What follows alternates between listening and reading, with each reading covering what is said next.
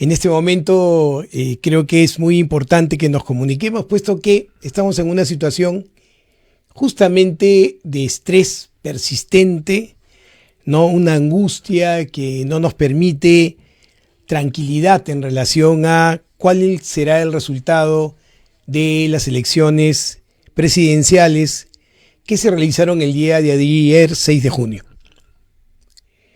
Creo que lo más importante en este momento es tener tranquilidad.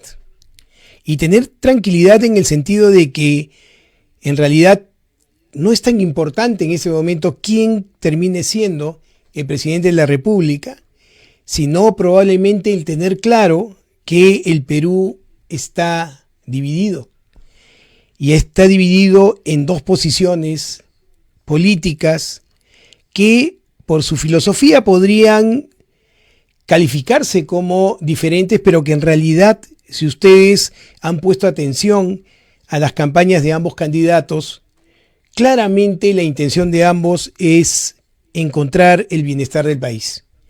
Y si eso es verdad, si la intención de cualquiera de los dos candidatos es efectivamente buscar el bien común, ¿no? Debemos de partir junto con ellos desde el principio de que solamente juntos, teniendo proyectos comunes, teniendo objetivos comunes, vamos a poder lograr que nuestro país siga progresando y siga creciendo. Yo creo que al final esta discusión tan cerrada, tan poco diferenciada de quién debe ser el candidato, debe mostrarnos que la única forma de que esta dicotomía se termine, la única forma de sentir que el que no está de acuerdo con nosotros es porque de alguna u otra forma tiene intereses personales y no le interesa el país, es que independientemente de quién gane, tenga la hidalguía de reconocer que solo trabajando con el otro 50% del país las cosas van a salir bien, y quien pierda, entre comillas, tenga también la hidalguía de unirse con quien ha ganado y poner a servicio todas sus cualidades, todas sus características positivas que ha hecho que el otro 50% del país vote por él, para así complementarnos y poder llegar a objetivos comunes y hacer que el país crezca. Eso es lo que tenemos que tomar en cuenta. Entonces, yo los invito a esa tranquilidad, a saber que se está extendiendo probablemente el saber quién es nuestro presidente o quién va a ser nuestro presidente o presidenta, no justamente porque tenemos que entender que estamos en un proceso de división que nos debe prevenir sobre el hecho de volvernos a juntar, no seguir separados, porque seguir separados no nos va a llegar a ningún lugar. Entonces todos debemos tomar eso en cuenta. Los invito a hacerlo así. Y miren qué paradoja, hoy vamos a hablar justamente de un tema que se genera por el estrés, ¿no? Que es un trastorno de ansiedad conocido como trastorno de estrés postraumático, ¿no? El trastorno de estrés postraumático se caracteriza por ser una enfermedad dentro del área de los trastornos de la ansiedad que se desencadena por una situación aterradora, una situación a la que no estamos acostumbrados ser expuestos, una situación que usualmente pone en peligro mi vida, la vida del individuo, y esto puede transitar no solamente por experimentar el proceso, sino también se puede presentar por escuchar situaciones aterradoras que hayan de alguna u otra forma afectado a otras personas o de haber presenciado esta situación. O sea, no solamente es el hecho de sufrir directamente la agresión, esta situación aterradora, sino también de la posibilidad de haberla escuchado o la posibilidad de haberla presenciado. Les voy a poner un ejemplo claro, que fue lo que pasó en Estados Unidos. En Estados Unidos, como ustedes saben, hubo un ataque terrorista sobre las Torres Gemelas, ¿no? se estrellaron 2 aviones contra estos edificios y murieron muchas personas. Y lógicamente se presentó ese trastorno. Las personas que vieron esta situación y tuvieron que huir y que sufrieron consecuentemente problemas de salud, físicos, no sea por accidentes o por la misma agresión que se generó, tuvieron un índice muy alto de trastorno de estrés postraumático. Pero lo que fue interesante observar fue que mucho más gente en Estados Unidos hizo trastorno de estrés postraumático debido a este atentado sin haber estado ahí. Solamente por observar el noticiero constantemente relatando este proceso. Y entonces usted tiene un ejemplo claro. ¿Quién hizo estrés postraumático? Las personas que sufrieron la agresión directamente, los que se pudieron salvar que estaban en estos edificios. Pero también hicieron estrés postraumático las personas que presenciaron el proceso. Y además, aquellas personas que vieron todo lo que había sucedido por televisión. Entonces, ahí tienen ustedes claramente el ejemplo de cómo se puede generar un trastorno de estrés postraumático.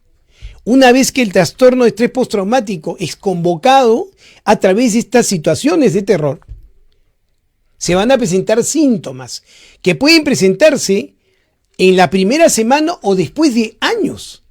Y estos síntomas se van a caracterizar fundamentalmente porque el individuo puede presentar reviviscencias. ¿Qué significa esto? Que puede estar en una situación determinada que no tenga nada que ver con la situación que ha sufrido y de pronto por algún estímulo determinado revive la situación de terror como si estuviera ahí, como si le estuviera viviendo en ese momento, ¿no? También puede acompañarse de pesadillas y angustias relacionadas fundamentalmente con esta situación, así como pensamientos incontrolables, permanentes, parásitos, reverberantes sobre esta situación. Ustedes me dirán con propiedad, pero Alberto, es normal que una persona que pase por esta situación, ¿no?, tenga un periodo en el cual siga teniendo terror, recuerde estas situaciones, etc. Efectivamente, muchas personas que pasan por situaciones traumáticas, ¿no?, quizás tengan dificultad temporal para adaptarse y afrontarlas. Pero, como bien podrían ustedes pensar, con el tiempo y el autocuidado generalmente mejoran. Pero hay un grupo que no mejora, en el cual los síntomas más bien empeoran y duran meses e incluso pueden durar años. Y estas situaciones va a hacer que perdamos este factor que siempre les señalo con respecto a poder diferenciar cuánto es una respuesta normal a una situación o cuándo esto se vuelve una enfermedad o un trastorno. Y es cuando el individuo pierde su funcionalidad. Y entonces, ¿de qué estamos hablando? De una persona que ha pasado por una situación terrorífica. El ejemplo que les ponía puede ser una guerra, puede ser un accidente automovilístico, puede ser un asalto con arma de fuego, puede ser una violación, ¿no es cierto? Y estas situaciones pueden presentar síntomas, como les digo al principio, en los primeros días o en años, que van a generar en el individuo disfuncionalidad, imposibilidad para poderse desempeñar adecuadamente en sus procesos laborales, familiares o sociales. ¿Estamos de acuerdo? Ahí es entonces que hablamos de un trastorno de estrés postraumático. Y entonces ustedes me dirán, Alberto, entonces aquellos países bélicos en los que la guerra es una característica constante, ¿debe haber una mayor prevalencia de trastorno de estrés postraumático? Por supuesto. Todos aquellos países que en este momento estén en algún litigio bélico, sea que estén en una guerra o hayan sido invadidos o invadan, van a tener una población muy alta de que sufra de este trastorno de estrés postraumático. De hecho, los Estados Unidos es un país que tiene una alta prevalencia de trastorno de estrés postraumático porque el número de soldados que están permanentemente en guerra es sumamente alto. Y hay en Estados Unidos hospitales numerosos especializados en tratar estos trastornos de estrés postraumático. De hecho, son estos famosos hospitales de veteranos, que ustedes ven a los soldados y no son tan veteranos. Vemos gente de 30, 35, 40, 45 años con un trastorno de estrés postraumático que es difícil de controlar. Y entonces obliga a hospitalizaciones o a tratamientos largos, tanto farmacológicos como psicoterapéuticos. Comprenderán ustedes entonces que nosotros, como país, cuando hemos pasado por la situación del terrorismo, lógicamente se disparó la prevalencia de trastorno de estrés postraumático. No solo de la gente que directamente fue maltratada o fue agredida por el terrorismo, sino también por aquellos que presenciaron ese proceso. Y también quienes lo veían por televisión o lo escuchaban por radio. Fue muy alta la prevalencia de trastorno de estrés postraumático. Esa es la razón por la cual hoy los adultos de mediana edad, que son los niños o los hijos de aquellos padres que pasaron por esta situación de terrorismo, ¿no es cierto?, hoy tienen una prevalencia alta de trastorno de estrés postraumático.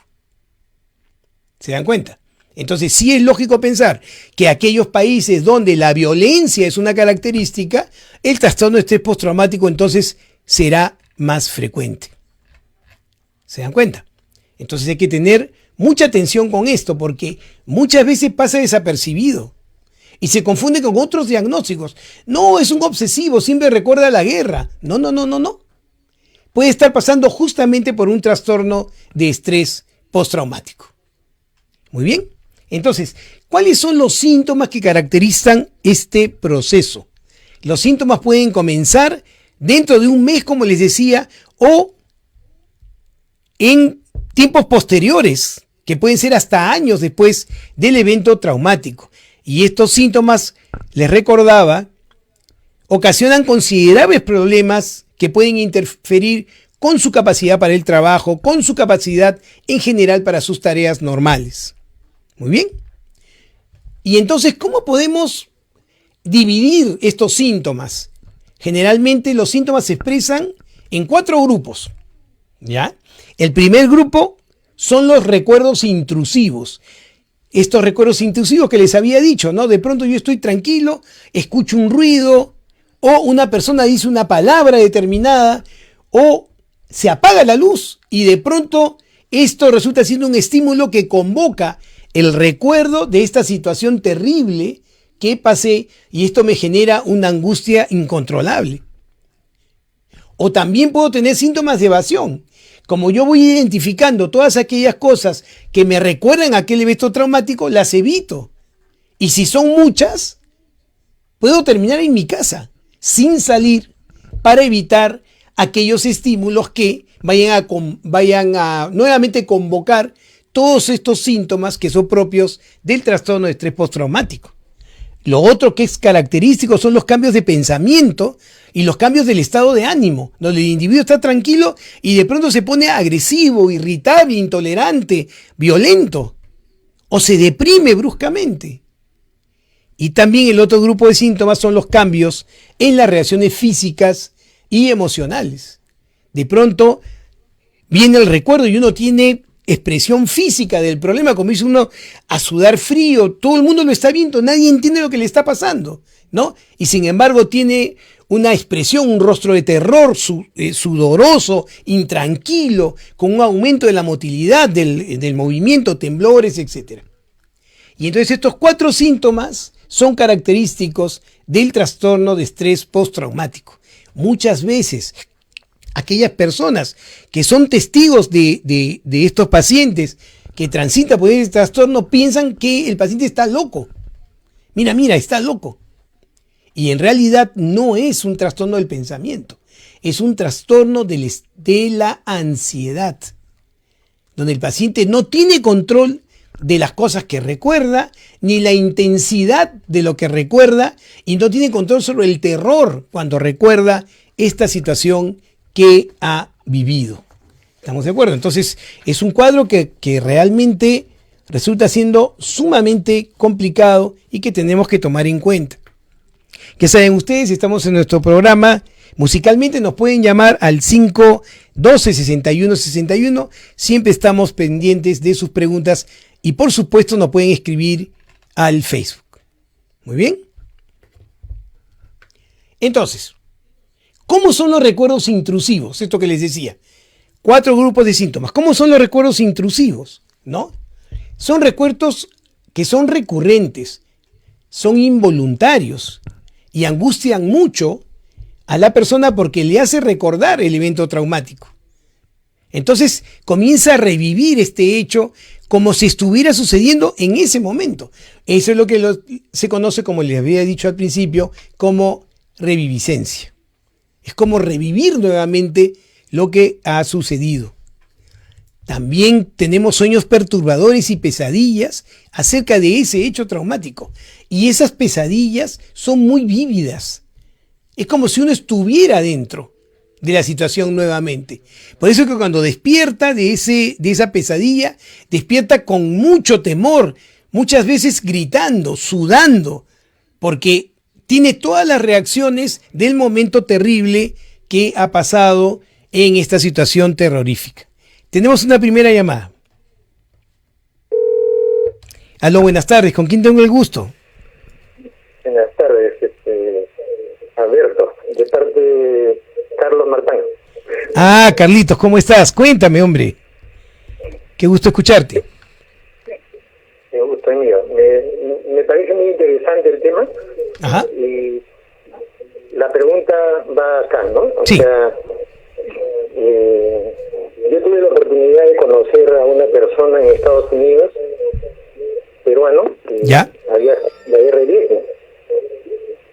Y en ese tiempo ha sido el año 90, más o menos. ¿Ya? Y me contó algunas cosas terroríficas que percibió allá. ¿En dónde me dijiste? Perdóname, no te copié, Carlitos. ¿Dónde estuvo? Él estuvo en la guerra del Vietnam. ¿En dónde, perdón? La guerra del Vietnam. Ah, la guerra de Vietnam, ya, perfecto. Ya, ahora te entiendo. Entonces, me contó cosas terribles. catastróficas. Así es.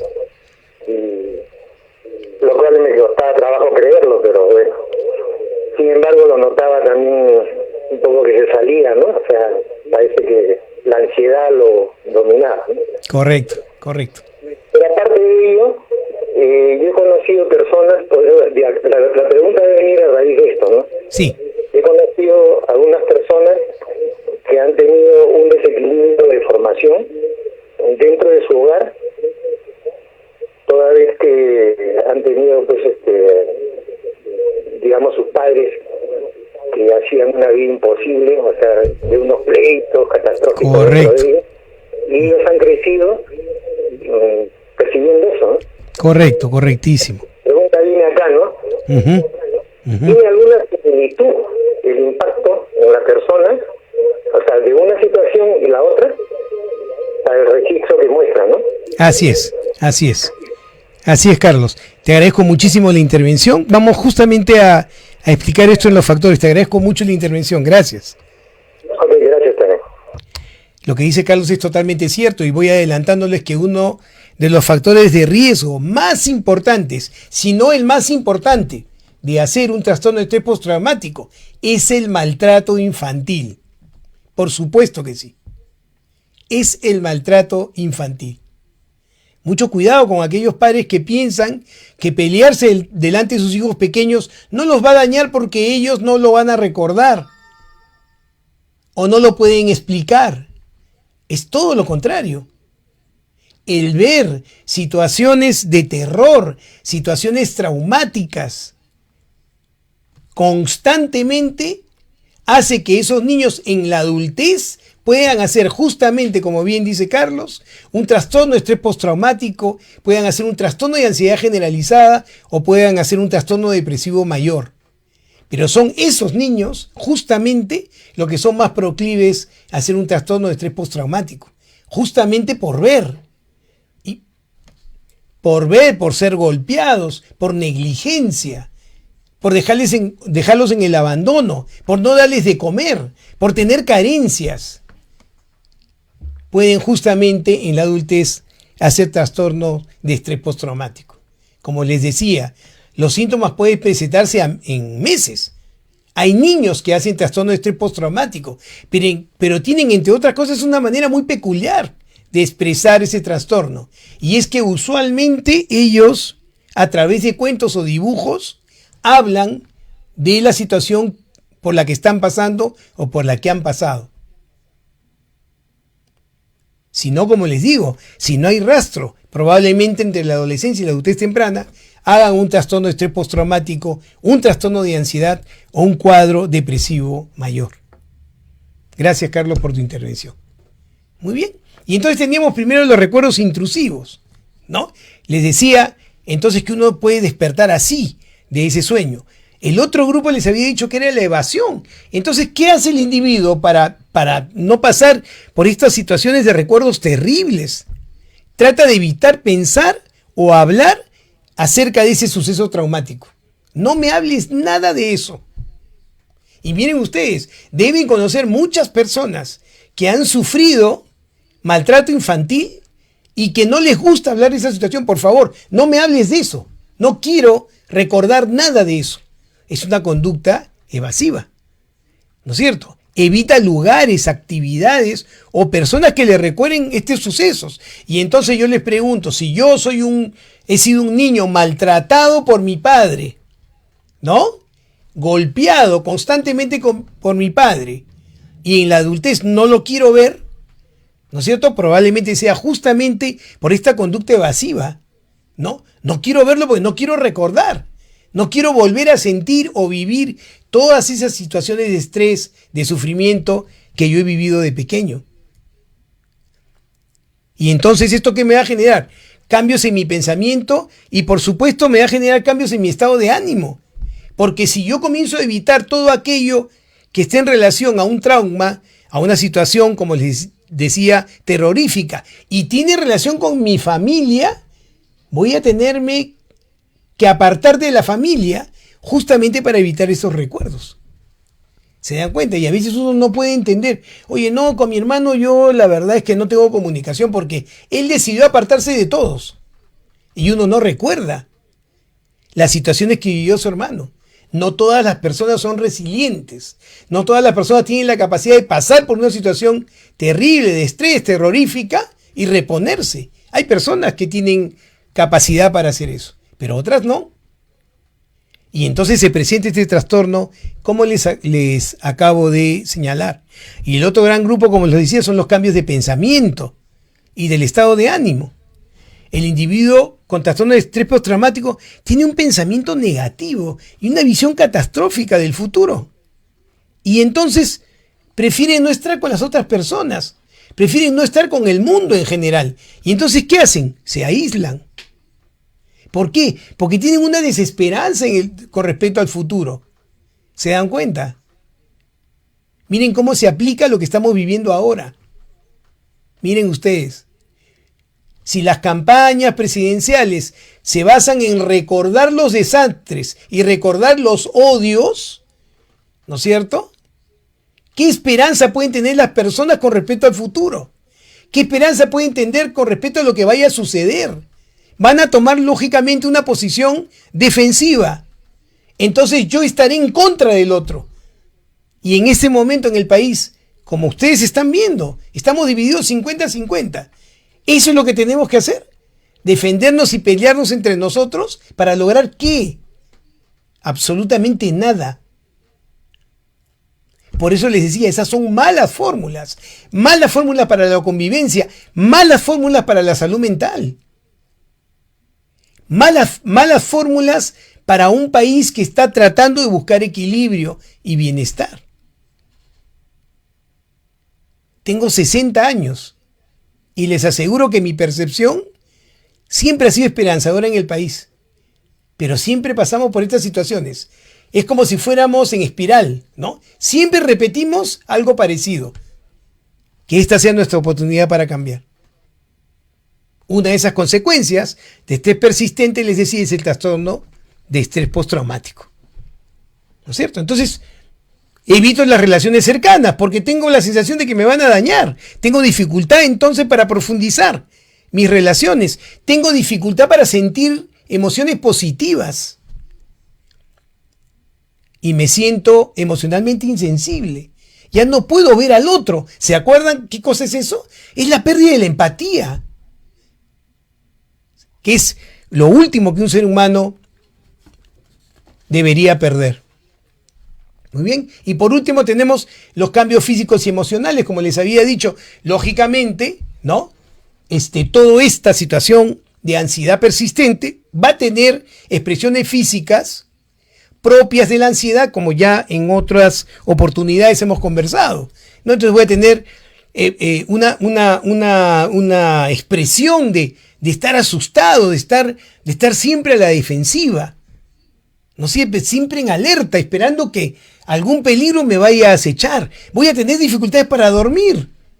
¿Cómo me voy a dormir si yo siento permanentemente que algo me va a pasar? Dificultad para concentrarme en lo cotidiano, irritabilidad, voy a tener ira, conductas agresivas que para los demás va a parecer totalmente inexplicable, y sentimientos abrumadores de culpa y de vergüenza. ¿Se dan cuenta? Entonces, mucho cuidado con esto. Tenemos una llamada. Aló, buenas tardes. ¿Con quién tengo el gusto? Aló, buenas tardes, doctor. Habla Rosario. Hola, Rosario. ¿Cómo estás? Cuéntame. Estoy estresada, doctor. Esa Rosario. Estas semanas han sido fatales realmente. Fatales. Uno entra... O sea, esta semana de las elecciones, esas previas, uno entra al WhatsApp de amistades, entra al WhatsApp de los grupos de trabajo, entra al WhatsApp de los grupos de trabajo, de familia, y es ha sido un bombardeo constante. Terrible, ¿no? De solamente eso. Uno trataba de cambiar el tema de conversación. Así es. Y eso duraba tal vez 1 hora, 2 horas sin ninguna información, sin ninguna conversación hacia amical, diferente, y volvía nuevamente el tema y todo, y los fake news que se comparten, doctor. Realmente no puede. Me he pasado, creo que anoche se he dormido, pero contando los votos en mi sueño. Rosita, dime una cosa, a ver, por favor, de repente yo estoy siendo muy dramático y no estoy viendo la realidad de manera correcta. Dime tú, si en alguno de tus grupos de WhatsApp, donde están tus amigos, tus amigos del alma, y ha habido un grupo con una opinión y un grupo con otra opinión, ¿te has podido atrever a hacer un comentario tomando una posición? ¿O no, por temor a que te masacren en el grupo social? Tengo que aceptar que realmente he tratado de no participar. No. He visto y no he puesto, ni siquiera he dicho por quién iba a votar o si no iba a votar. No hice ningún comentario, porque la mayoría estaba orientado a un grupo. Correcto. Hacia un candidato. Entonces es muy difícil que uno siquiera diga sin que tenga todo el apabullar de gente. Correcto. Sí. Totalmente correcto. Muy bien, Rosario. Te agradezco muchísimo tu llamada. Siempre Gracias, colaborando con nosotros. Un abrazo. Gracias por llamar. ¿Se dan cuenta? Entonces, lo que les decía al principio, si nosotros no nos bajamos de esta vorágine de agresividad, de esta vorágine de intranquilidad, esto de percibir a los demás como enemigos si no están de acuerdo con nosotros, no vamos a poder caminar juntos, que es lo que en realidad necesitamos. Necesitamos estar juntos, necesitamos mirarnos con el otro. Todos somos buenos peruanos si es que tenemos objetivos de bienestar común. Y yo estoy seguro que sí. Y eso es lo que tenemos que buscar para todos. Tenemos otra llamada. Aló, buenas tardes. ¿Con quién tengo el gusto? ¿Cómo está usted? Le habla Juan. ¿Qué tal, Juan? Cuéntame, por favor.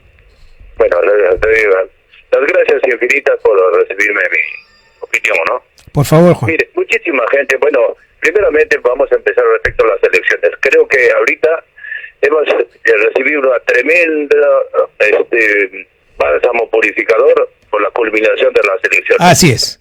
Verdaderamente, sí. la mayoría, el 95% de los medios de comunicación ha estado dirigida a solamente soliviantar a un determinado candidato.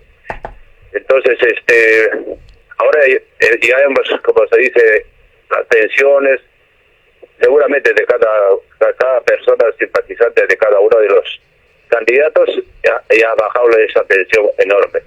Pero lo que sí yo quisiera manifestar lo siguiente respecto a muchísima gente opina diciendo que no son políticos.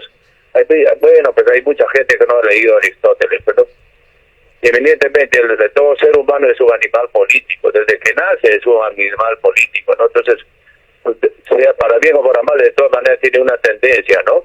Correcto. Entonces, bueno, muy bien, muchas gracias, le doy gracias por su... No, muchísimas gracias, Juan, por tu opinión. Gracias, Juan.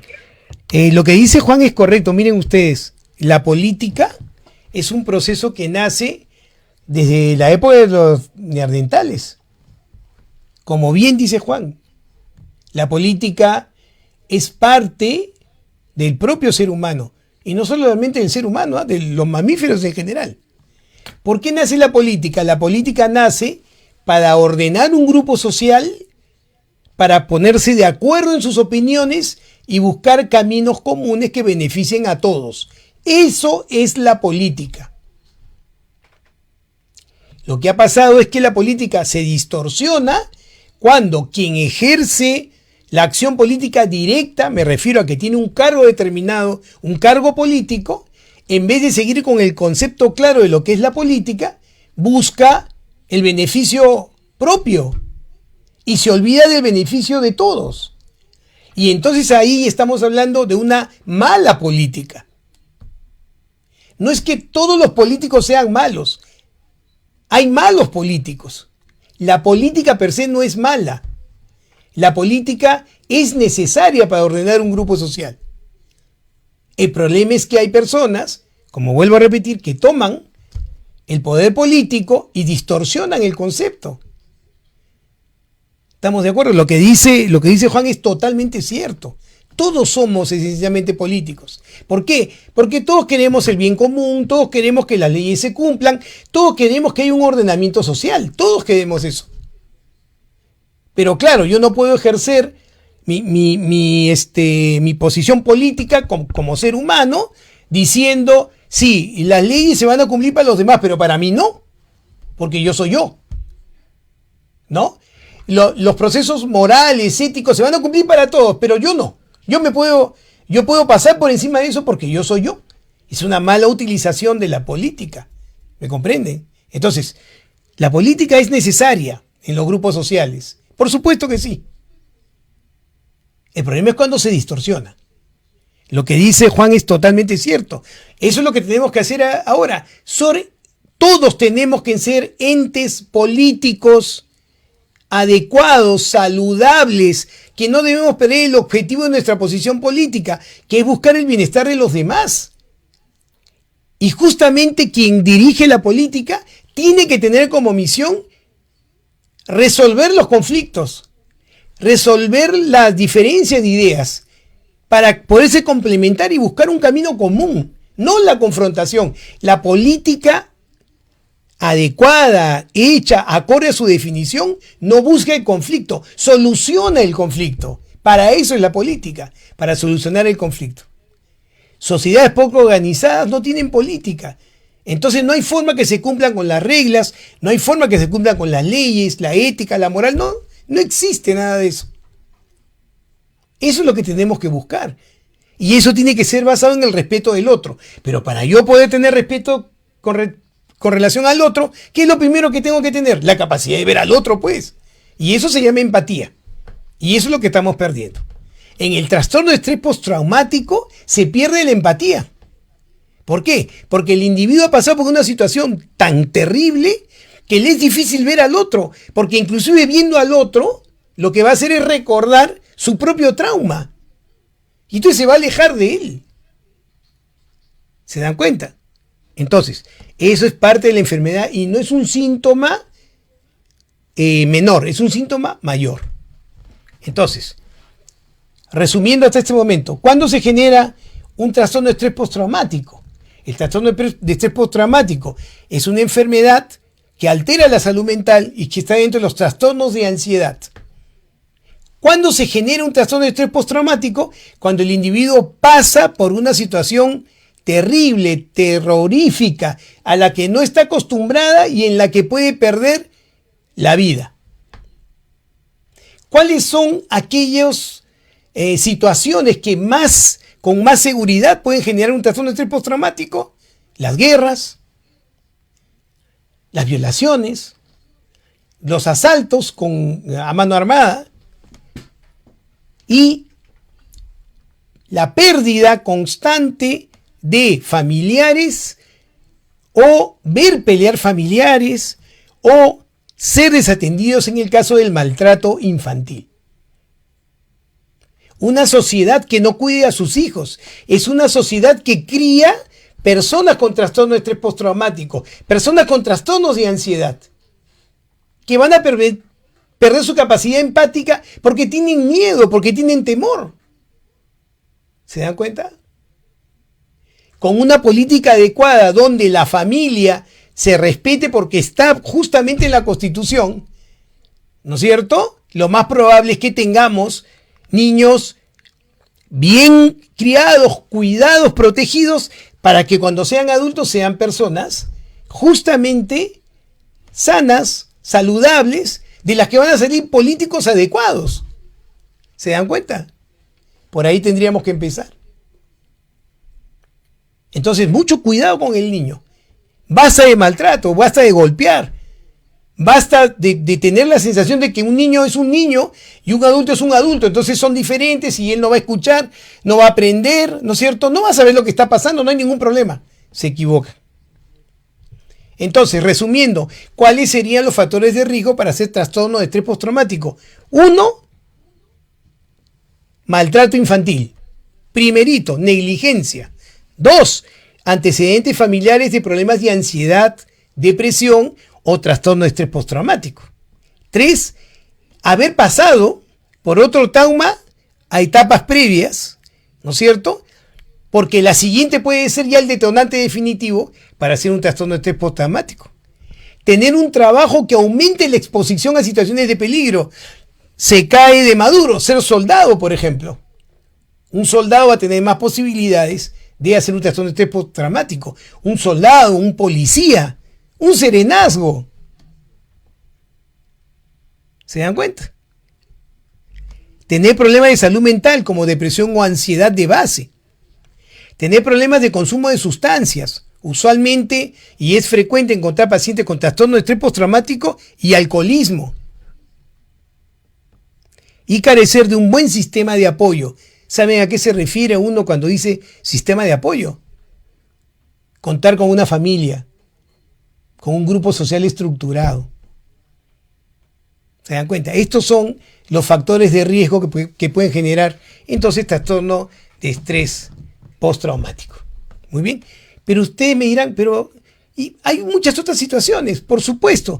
¿Qué otras situaciones pueden generar estrés postraumático? Incendios, desastres naturales, asaltos, robos, accidentes aéreos, torturas, secuestros, diagnósticos médicos con riesgo de vida. Señora, usted tiene cáncer, su expectativa de vida es 6 meses. Eso puede generar un trastorno de estrés postraumático. Y otras situaciones extremas en la que haya una asociación probable con la muerte. ¿Estamos de acuerdo? Entonces, mucho cuidado con eso. ¿Ya? Hay que estar atentos a esos procesos. Nos dice Noelia, ¿cómo estás? Buenas tardes. En el Facebook, buenas tardes. Resalto lo acotado por el radioyente acerca de la política que es inherente a la vida del ser humano, por supuesto. Y me pregunta, doctor Fernández, después de los resultados electorales, ¿qué tendría que hacerse para calmar las aguas? En realidad la pregunta es, ¿qué tendría que hacerse para que nos calmemos? ¿No? Porque si ustedes me preguntan si el que vaya a ganar va a tener la coherencia de tomar una actitud más bien conciliadora, o el que va a perder va a tener la coherencia de tomar una actitud conciliadora, no podría asegurarles absolutamente nada. Pero lo que sí les puedo asegurar es que si nosotros, que somos la base de la sociedad, que somos la base de los procesos políticos, somos nosotros quienes decidimos reparar nuestras diferencias, tener la capacidad de ver al otro, tener la posibilidad de poder reconciliarnos, creo que eso sería extraordinario. Lo primero que tenemos que preguntarnos, mi querida Noelia, es ¿cómo hacemos nosotros para calmarnos? Porque nosotros somos parte de esas aguas. ¿Me comprendes? No esperemos un tercero. No esperemos un tercero. No esperemos un factor externo que mágicamente vaya a ponernos en una situación de remanso. Eso no va a pasar. Entonces somos nosotros mismos como sociedad los que tenemos que buscar ese remanso, mi querida Noelia. Totalmente de acuerdo con tu opinión.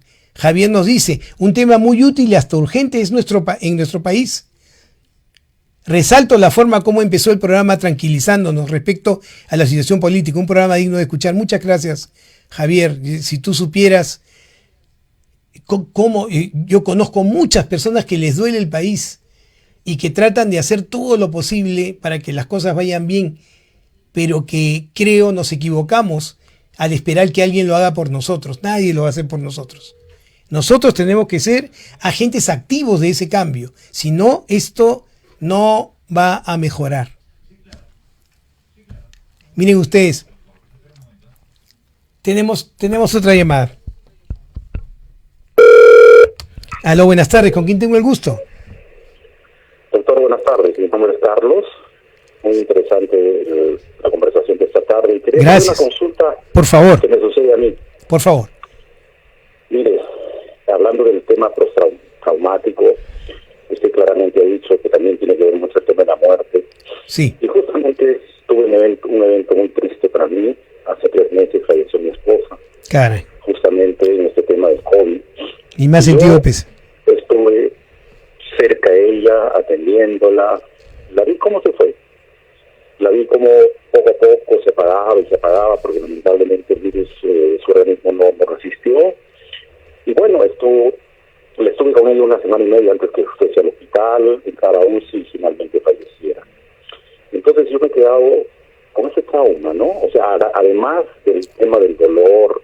Correcto. Yo he estado casado con ella 43 años de mi vida. Caramba. Hoy día, recordar esos momentos, ahora que estoy en la casa solo, es un tema muy complicado, muy difícil, siempre me pongo triste, me deprimo. Entonces, ¿cómo hacer para gestionar el dolor? Perfecto. ¿Cómo sanar este trauma, no tan fuerte que viví de una de las personas que más quise? ¿Qué más quisiste? ¿No? O sea, por supuesto. Dime una cosa, ¿cuál me dijiste tu nombre? Carlos. Carlos, ¿hace cuánto perdiste a tu esposa? 3 meses. Hace 3 meses. Ya, Carlitos, mi más sentido pésame, y yo permíteme desarrollar, porque es una idea que va a servir a mucha gente lo que hoy tú has podido compartir con nosotros. Te agradezco muchísimo la llamada, Carlos. Gracias. A ver, miren lo importante que Carlos nos comenta, ¿no?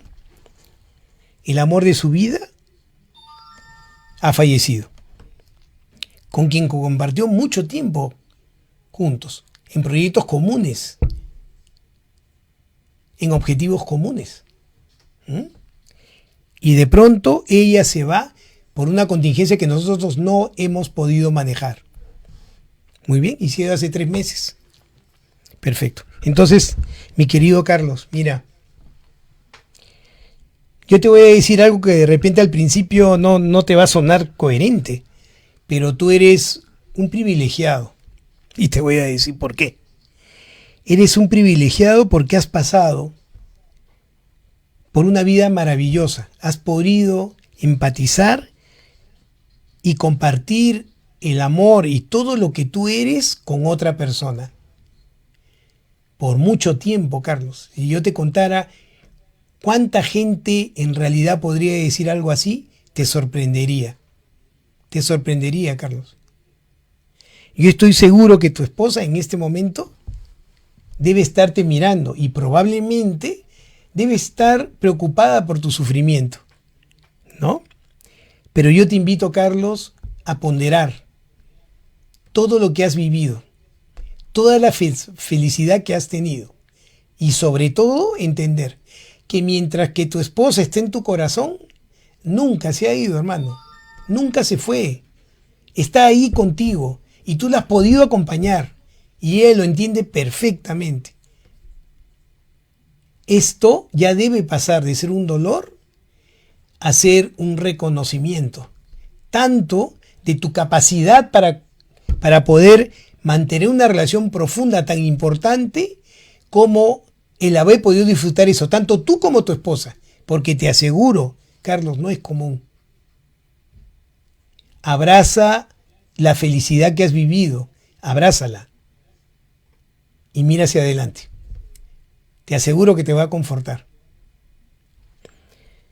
Y efectivamente la pérdida de un familiar puede generar un trastorno de estrés postraumático, pero usualmente genera un duelo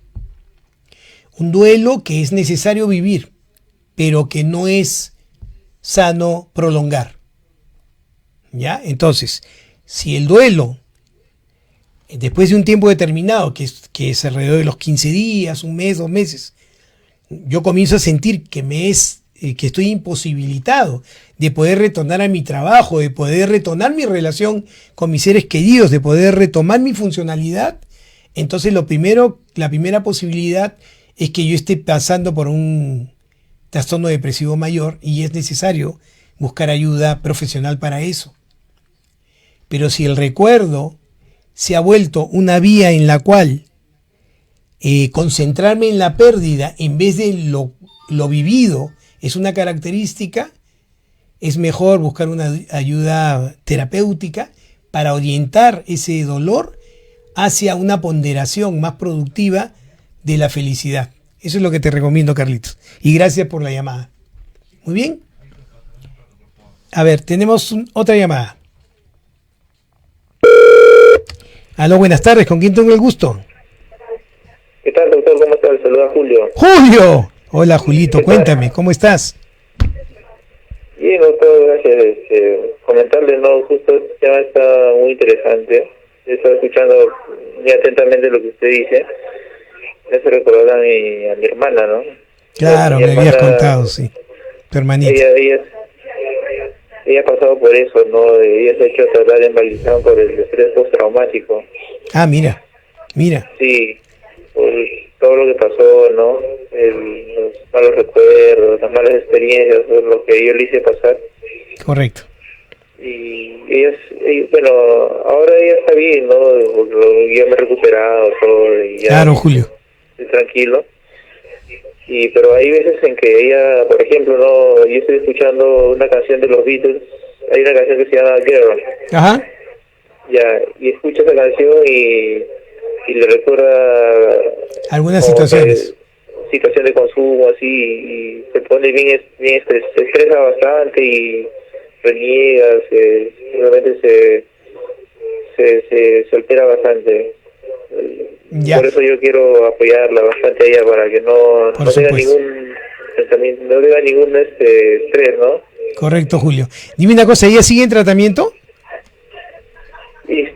No, lo que pasa es que ella desde que empezó a trabajar ya no está yendo, porque ella solo toma fluoxetina y como yo también tomo fluoxetina, mi receta como compramos nomás, pero ella ya no está yendo a...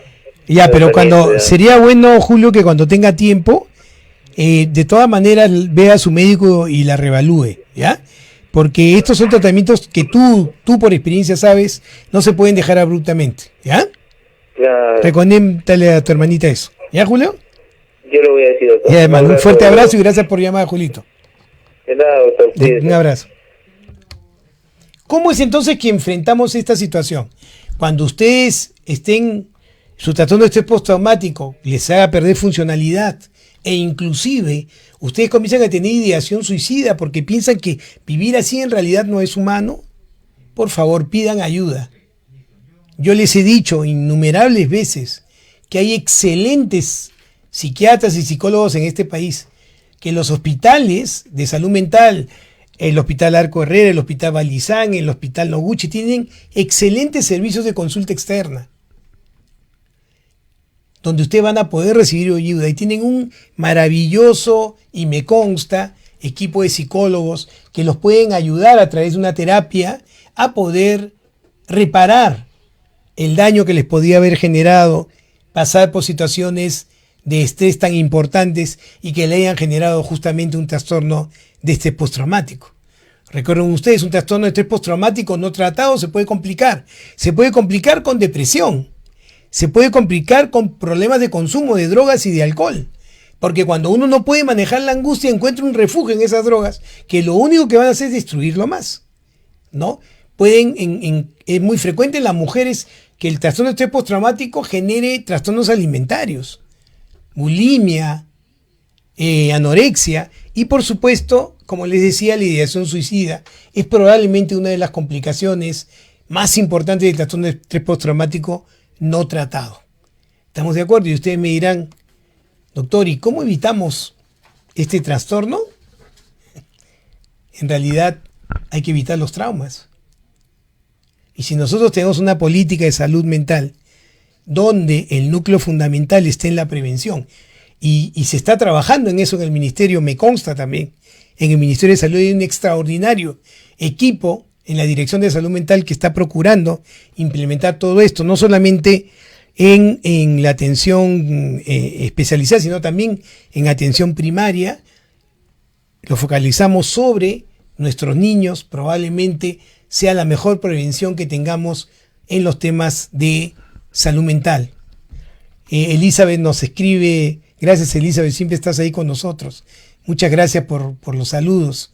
Estrella también está siempre con nosotros. La terapia del hipnotismo puede ayudar en este tipo de procesos. ¿Sabes qué, Estrella? Podría ayudar, pero en realidad los estudios más contundentes son más bien el afrontamiento a través de terapias cognitivo-conductuales, ¿no? En la cual la desensibilización programada puede ser una buena opción, ¿ya? Pero es una posibilidad, por supuesto. Mario nos dice, ¿qué es la despersonalización y cómo se cura? Mario, despersonalizarse es en realidad tener una sensación de que uno está fuera de su cuerpo, no tiene control de su cuerpo, ¿ya? O que uno podría no ser uno mismo. Este síntoma, que es muy aparatoso y da mucho temor, es muy frecuente en los trastornos de ansiedad. Y cuando los trastornos de ansiedad, Mario, se tratan con propiedad, es muy fácil de solucionar este síntoma. Si conoces a alguien que lo tenga o tú lo portas, busca ayuda, que el tratamiento no es complicado y va a poderse resolver. ¿Ya? Así que no te preocupes. Nos pregunta Estrella, ¿qué tan desarrollado está el tratamiento de estrés postraumático en nuestro país? En realidad, el trastorno de estrés postraumático, Estrella, tiene un tratamiento que tiene un parámetro universal. En cualquier parte del mundo se trata igual, ¿no? Y tiene relativa eficacia, a través de, como les decía anteriormente, terapia fundamentalmente de corte cognitivo-conductual, que es la que más eficacia ha mostrado. También las terapias grupales pueden ser importantes a través de grupos de autoayuda, y si todo esto no funcionara, entonces el tratamiento farmacológico con el uso de antidepresivos con efecto ansiolítico tienden a ser eficaces, ¿no? Entonces hay que tomar estas alternativas en cuenta. Les vuelvo a repetir, tenemos un excelente cuerpo de profesionales en salud mental en el Perú, y yo siempre apunto a que ustedes puedan acceder a esta ayuda sin temor, sin prejuicios, porque estoy seguro los van a poder ayudar. Bueno, les mando un fuerte abrazo. Muchas gracias por estar ahí. Nuevamente con ustedes el doctor Alberto Fernández. Los espero en nuestro programa Musicalmente el próximo lunes a las 2 de la tarde. Gracias y que tengan una linda tarde.